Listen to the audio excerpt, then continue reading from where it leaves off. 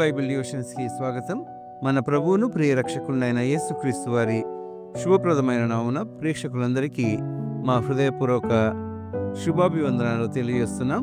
Christmas డివోషన్స్లో భాగంగా ఈరోజు Simeon the righteous who awaited the birth of Christ, క్రీస్తు పుట్టుక కోసం ఎదురు చూసిన నీతిపరుడు సుమయోను అనే అంశంపై మన ప్రెస్బిటర్ రెవరెండ్ నోసీనా నవీన్ గారు ఈరోజు దైవ సందేశాన్ని అందిస్తున్నారు.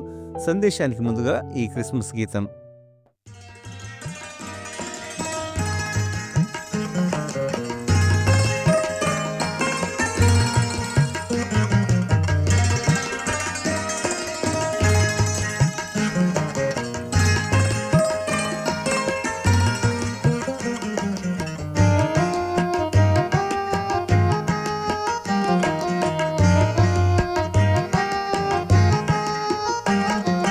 వీచగ చలిగాలి ఋతుపవనాలు ఈ ధరణిలో నీవు ఉదయించితివా. వీడగ నీడలు నా హృది చీకటిపై నా మనసులో నీవు పవలించితివా. వీచగ చలిగాలి ఋతుపవనాలు ఈ ధరణిలో నీవు ఉదయించితివా. వీడగ నీడలు నా హృది చీకటిపై నా మనసులో నీవు పవలించితివా.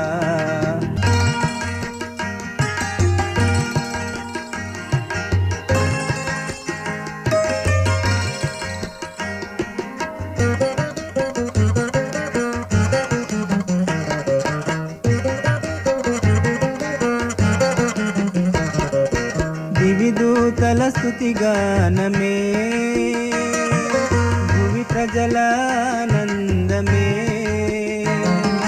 దివిదూతల స్తుతిగానమే, భువి ప్రజలానందమే.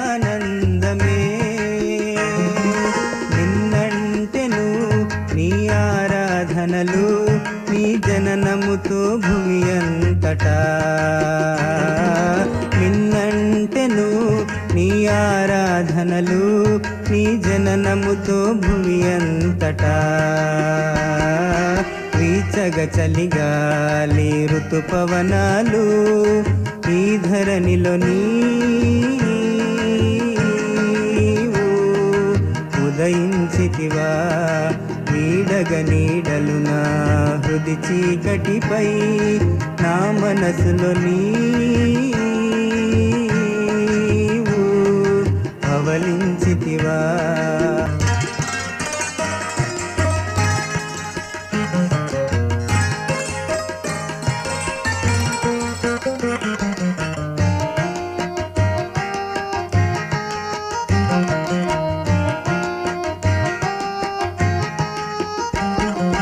తారలు మిలమిలలాడగా, పక్షులు కిలకిల పాడగా. తారలు మిలమిలలాడగా,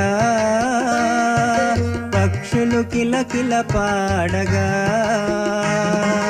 చిటపటలాడగా చీకటి అంతయు తలతల మెరిసెను నీ జనన దినం. చిటపటలాడగా చీకటి అంతయు తలతల మెరిసెను నీ జనన దినం. వీచగ చలిగాలి ఋతుపవనాలు ఈ ధరణిలో నీవు ఉదయించితివా. వీడగ నీడలు నా హృది చీకటిపై నా మనసులో నీవు పవలించితివా.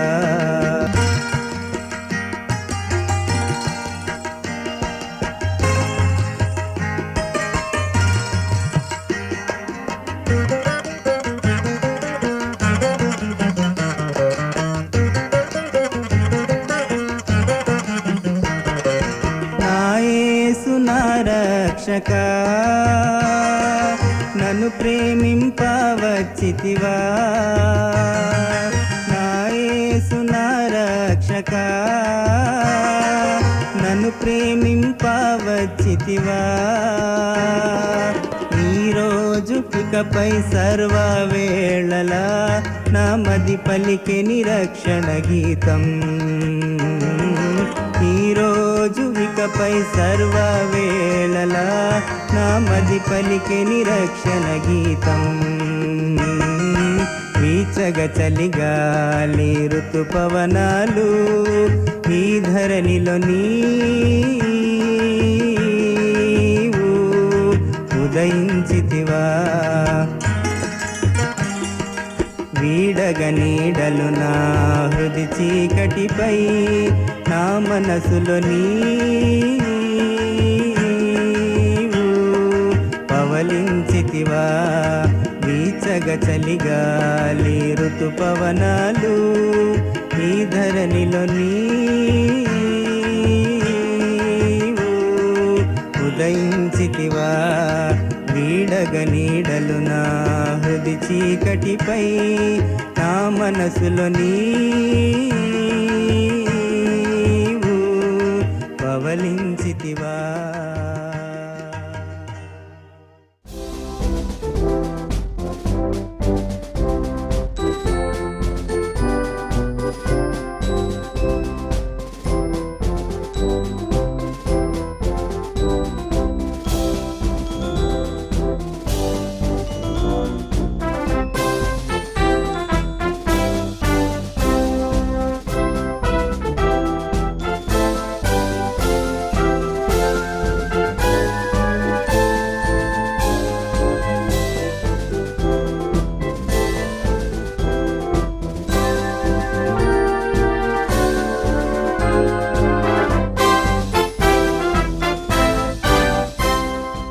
ప్రియులారా, మన ప్రభువైన యేసుక్రీస్తు నామమున మీ అందరికీ శుభములు వందనాలు తెలియపరచుకుంటున్నాను. ఈ యొక్క డైలీ బైబిల్ డివోషన్లో మీ అందరినీ ప్రేమపూర్వకంగా ఆహ్వానిస్తున్నాను.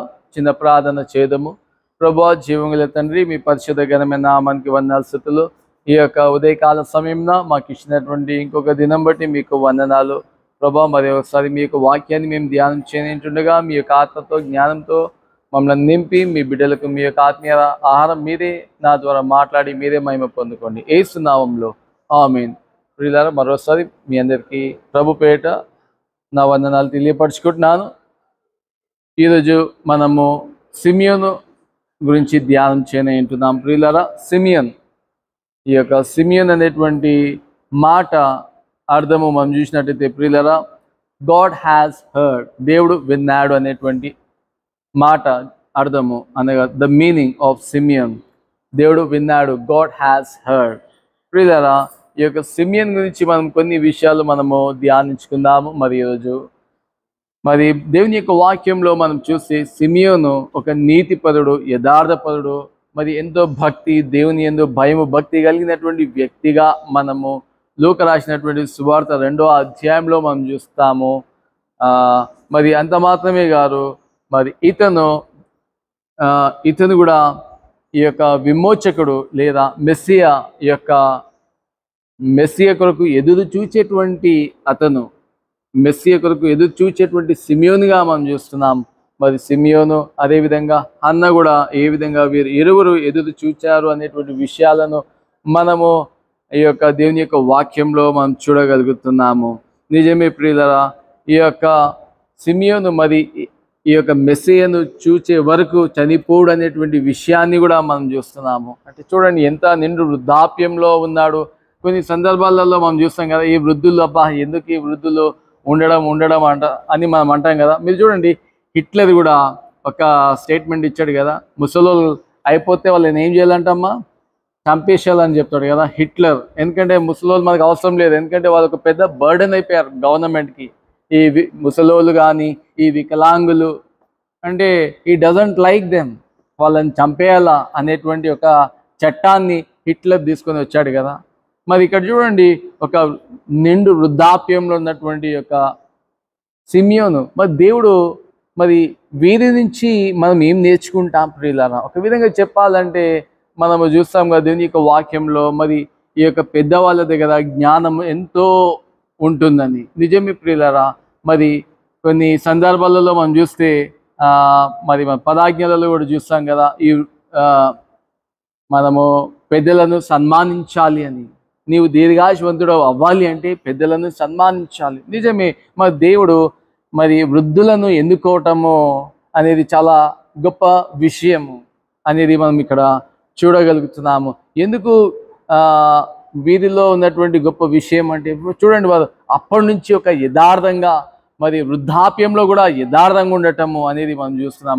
మరి దేవుని కొరకు యేసు ప్రభువు వారి యొక్క జననము, మరి ఆయనను చూచే వరకు ఇతను చనిపోడనేటువంటి విషయం ఇంకా గొప్ప విషయంగా మనం చూస్తున్నాం.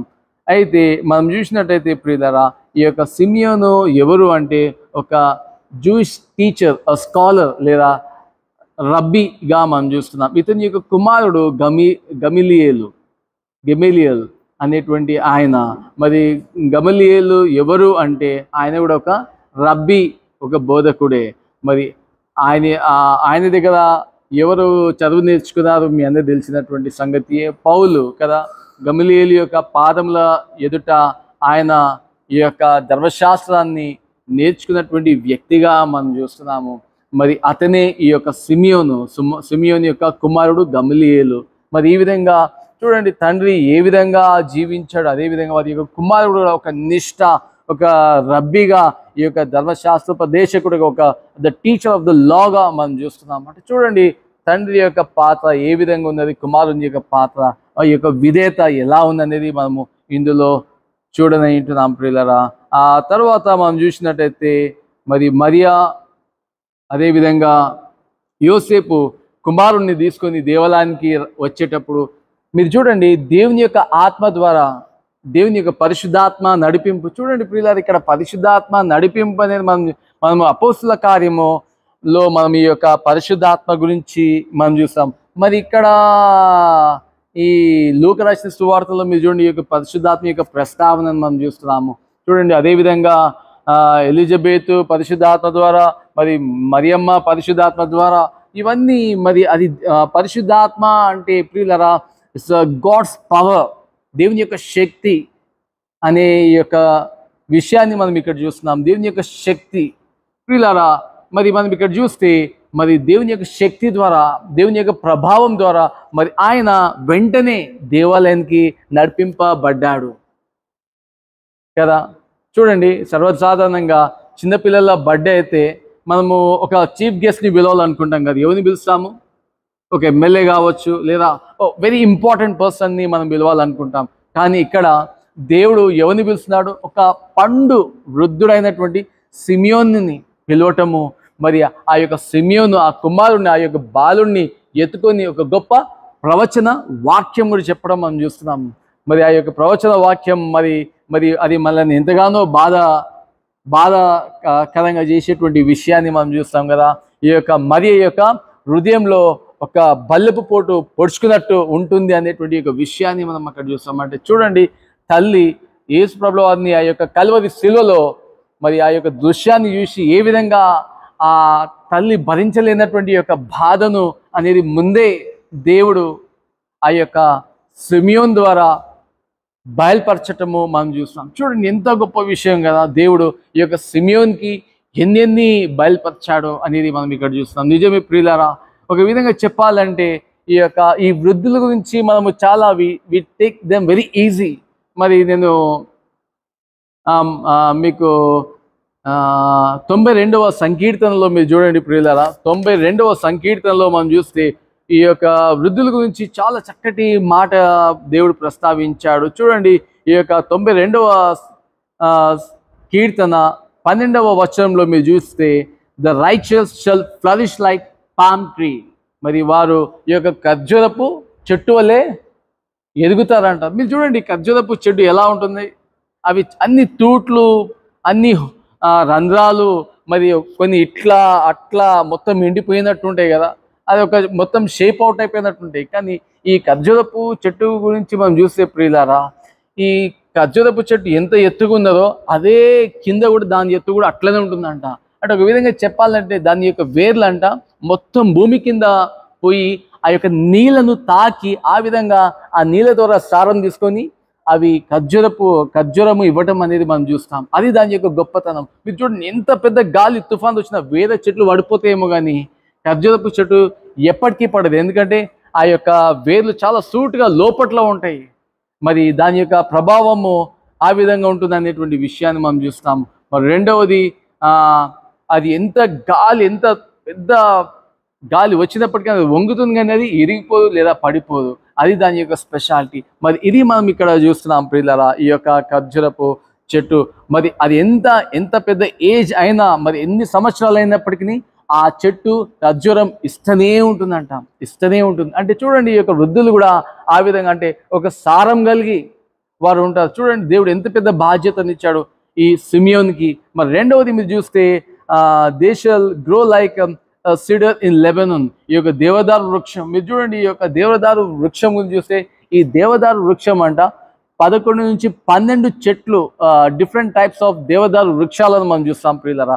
మరి మీరు చూడండి, దినవృత్తాంతములు మొదటి గ్రంథము, రాజులు మొదటి గ్రంథంలో ఈ యొక్క సొలొమోను ఈ యొక్క మహాదేవాలయంని కట్టేటప్పుడు ఈ యొక్క దేవదారు వృక్షము, ఆ యొక్క దేవదారు వుడ్తో ఈ యొక్క దేవుని యొక్క ఆలయాన్ని ఆ యొక్క వుడ్తో, ఆ యొక్క చెక్కతో కట్టడం అనేది మనం చూస్తాం. ఎందుకంటే ఆ యొక్క చెక్క అంట అది తుప్పు పడదు, లేదా ఈ యొక్క పురుగు కానీ అది ఇది కానీ తినడం కానీ ఖరాబ్ అవ్వడం అనేది ఉండదు. అంటే ఇట్ సింబలైజెస్ ద లాంగిటివిటీ, అంటే ఒక దీర్ఘకాలం ఉండేటువంటి వుడ్గా మనం చూస్తున్నాం. అది ఇక్కడ ఈ యొక్క వృద్ధులకు దేవుడు ఇచ్చేటువంటి గొప్ప సందేశం.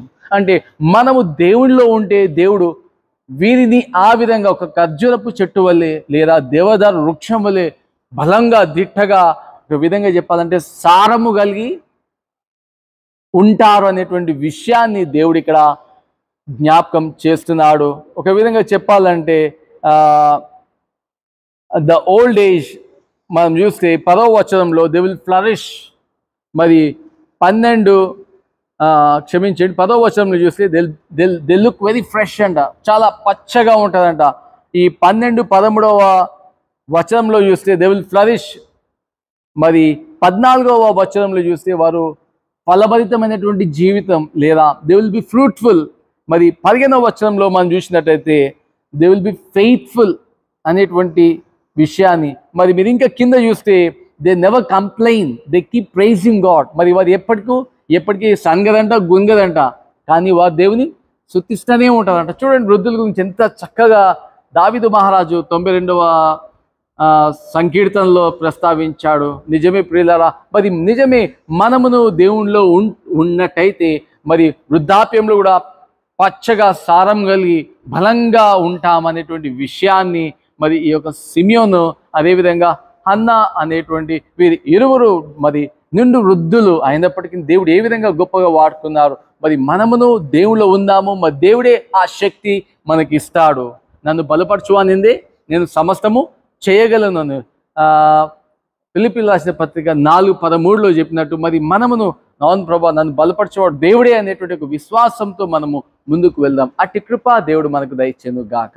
ఆమేన్. ప్రార్థించుదాము. ప్రభువా, జీవం గల తండ్రి, మీ పరిశుద్ధ ఘనమైన నామానికి వందనాలు స్తుతులు.